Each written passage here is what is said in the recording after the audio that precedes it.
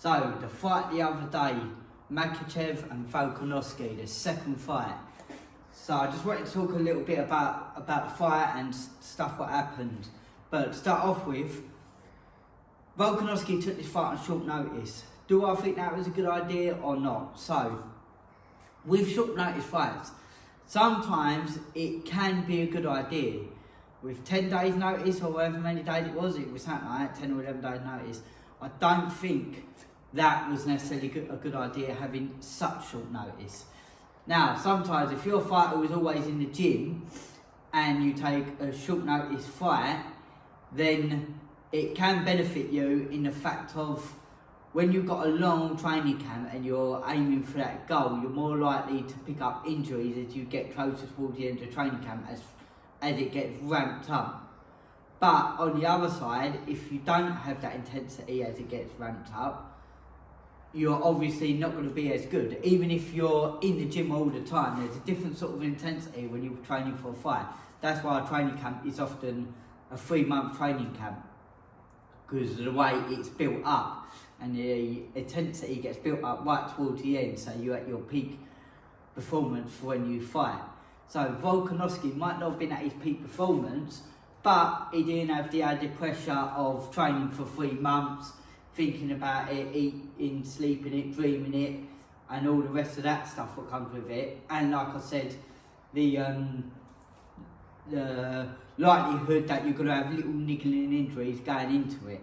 I don't know if you did have any injuries or not, but a long training camp, you are more likely to sometimes pick up little niggling injuries, and it's mentally draining.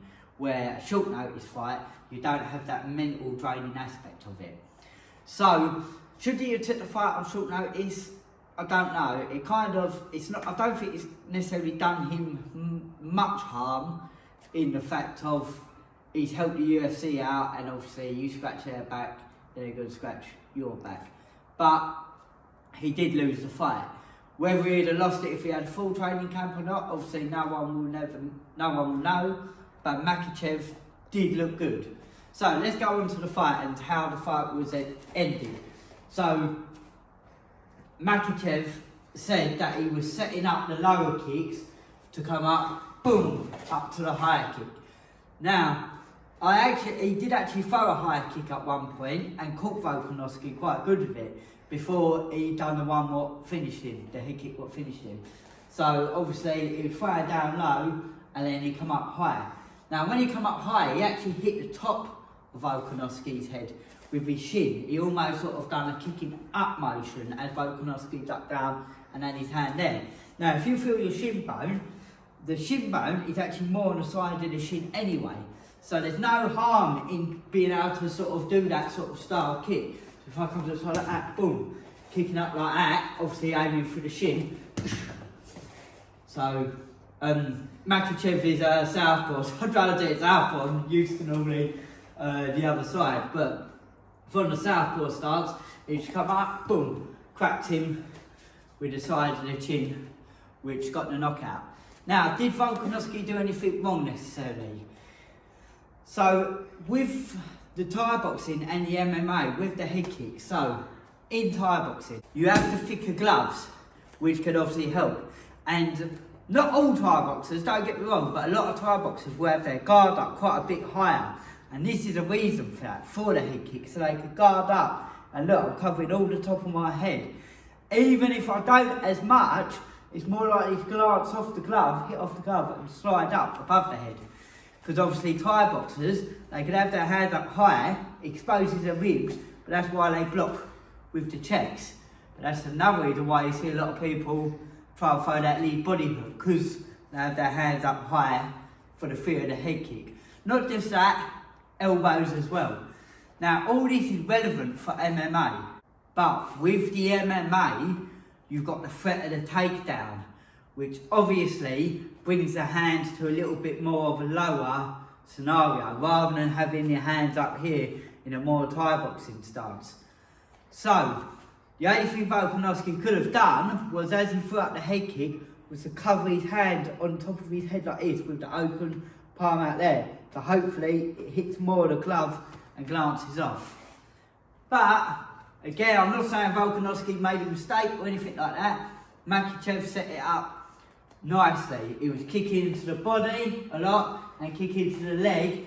So obviously Volkanovski thought that was coming. You could see with the kick, he actually crouched down a little bit. He did have his hand up, which is correct, but he crouched down a little bit. And like I said, the shin come boom off the top of the head, and that's what caused,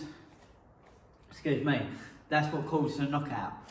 So the only thing Volkanovski could have done is, as he ducked down, maybe slanted that hand up to the head. But all this is obviously a lot more easier said than done. So hats off to Makhachev for getting the knockout. And it's another thing to think about as well. Like I keep saying, he hit the top of the head.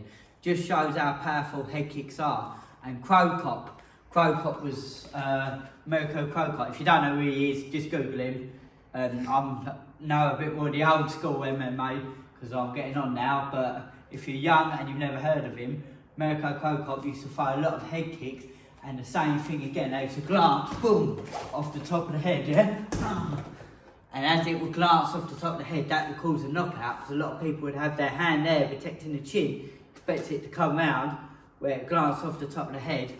And it's such a powerful kick, even hitting someone on the top of the head can wobble them, if not knock them out. And if you see with Volkanovski, he weren't knocked out cold from it. It knocked him and he wobbled him, and obviously he went down, and then Makhachev just finished him with punches. So next time you're in the gym, obviously if you're working with your training partners and you've got shin pads on, you don't always think that you have to come up, boom, round to the neck, really crop that leg over, yeah? So that's it, really crop that leg over. Sometimes you can come up higher, boom, up to the top of the head. I need to stretch more before I do this. But you get the point, yeah? You can hit off the top of the head with the shin. Kind of similar to things with elbows. I tell people with this with elbows. People say, oh, where do I land the elbow? Do I aim for the face? Do I aim for the chin? To be honest with you, almost don't matter where you hit with an elbow. If I hit someone on the top of the head with an elbow, I could cause a cut and win the fight that way, yeah? Obviously, I want to try and aim for the chin and the nose and that sort of area, but if you hit the top of the head, it doesn't matter. The only time you don't really want to hit the top of the head is with a punch. You definitely want to try and aim for the jaw. So anyway, let us know in the comment section what you thought of the fight. Make sure you hit that subscribe button. Give us a thumbs up if you enjoyed this little tiny breakdown, and I'll catch you all soon.